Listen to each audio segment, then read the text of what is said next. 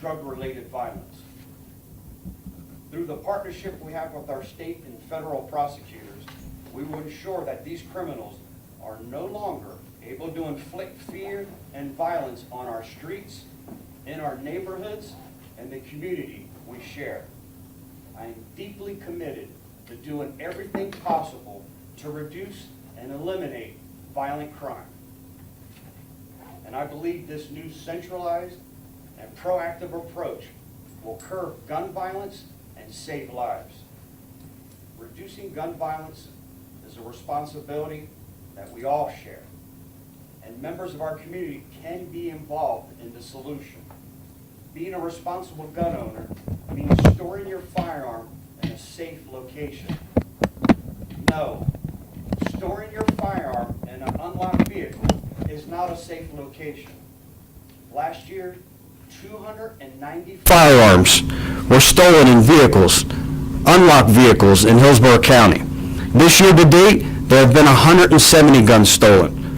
And following the national trend where 3 out of 4 car burglaries are from unlocked vehicles, these are crimes of opportunity that have significant consequences. And these criminals are using your firearms to commit violent crimes in our community. Please, let's make it hard on thieves. Simply lock your car door. For those in our community who are struggling mentally or emotionally and believe that violence is the only refuge, ask for help. We are so fortunate to have an abundance of resources in our community. Help is available. It's as available as simply as dialing 211. I'm now happy to take any questions. The 290, that's just in Hillsborough County? Yes. And the 170 so far this year, just? Yes, sir. Yeah, 290 the previous year, and the second number already this year. How exactly will the task force work? Your job? What exactly are you doing? Yeah, great question.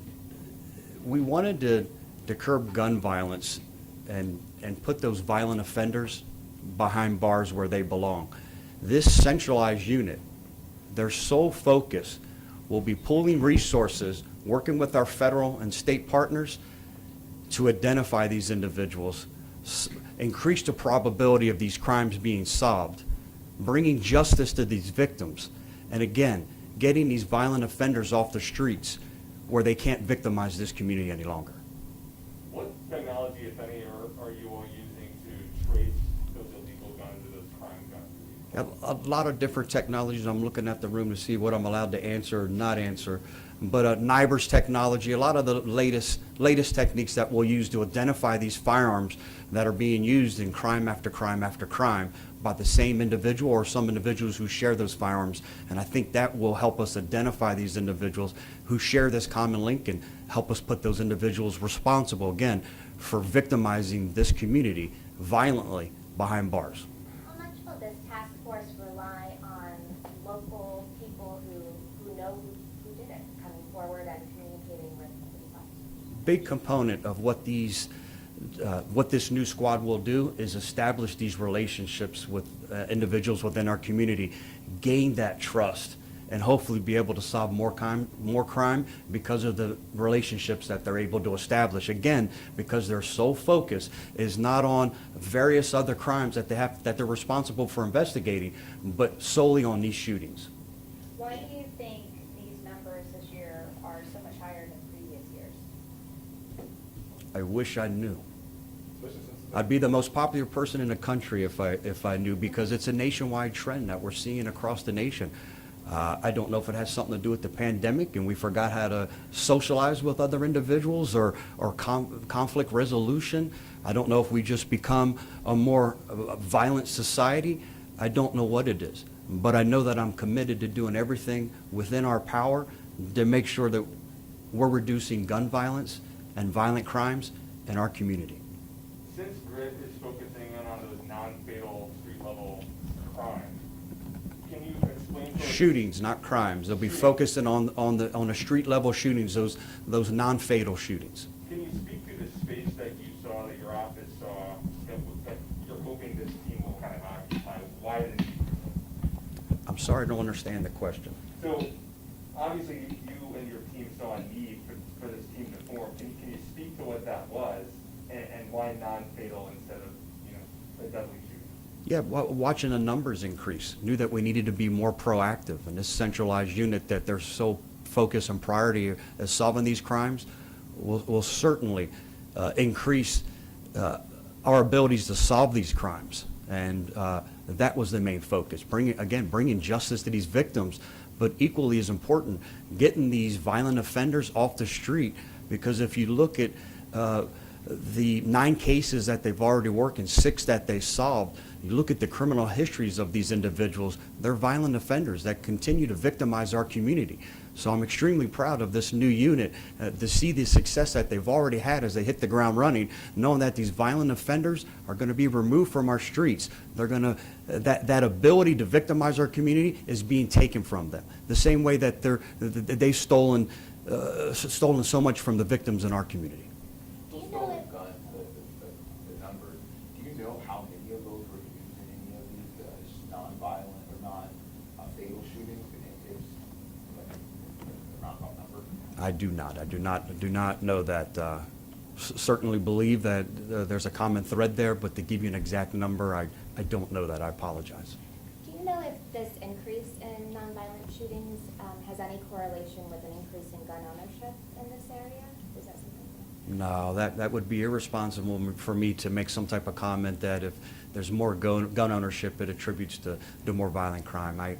That would be extremely irresponsible of me to make any type of inference to that. And is this new unit modeled off of any other unit existing in the country, or is this? We've seen a couple. One that we saw, the chief deputy has been extremely diligent at doing this type of research, and saw someone out west. And Chief, correct me, was it Colorado? Denver, Colorado, that had a unit there and did something similar, and saw their clearance rates that's solving these crimes significantly increase.